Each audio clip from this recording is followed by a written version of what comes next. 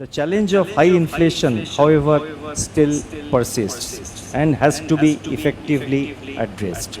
After reaching a low of 4.3% in May 2023, headline inflation has risen to 7.4% in July, driven by surge in tomato and other vegetable prices. The July print, which was released after the monetary policy meeting on 10th August, was on the higher side compared to the earlier estimates.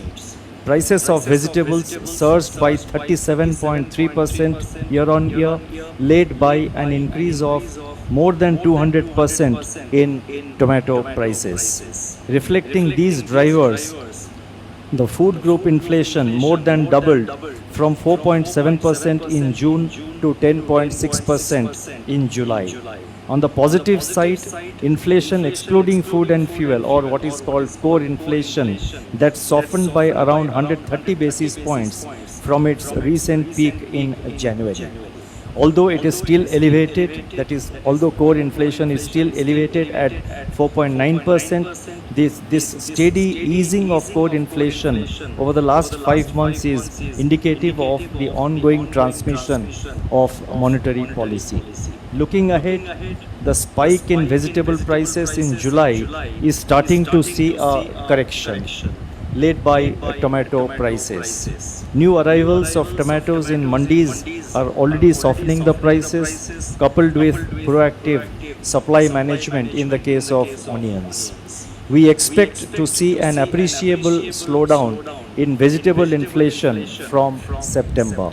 Meanwhile, the prospects for Kharif crops have improved thanks to the progress of the monsoon in July, although the cumulative rainfall has again moved into the deficit territory, and its deficit of about 7% as of 21st August, that is as of a day before.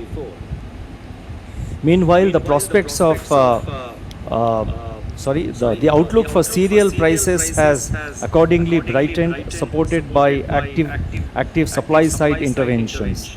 Sudden weather events, El Nino conditions, and renewed geopolitical tensions, however, impart uncertainty to the food price outlook.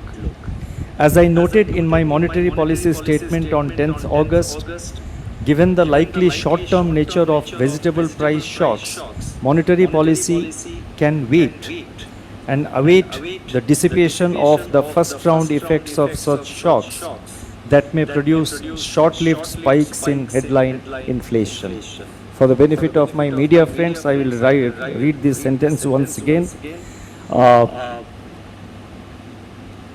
Given the likely short-term nature of vegetable price shocks, monetary policy can await the dissipation of the first-round effects of such shocks that may produce short-lived spikes in headline inflation.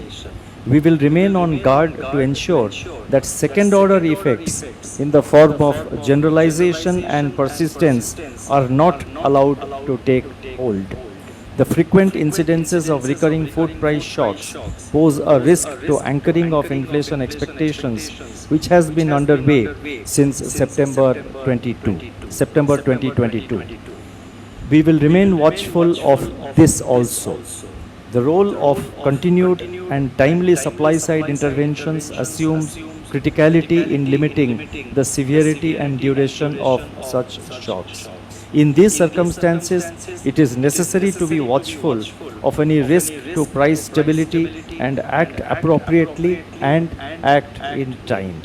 We remain firmly focused on aligning inflation to the target of 4%.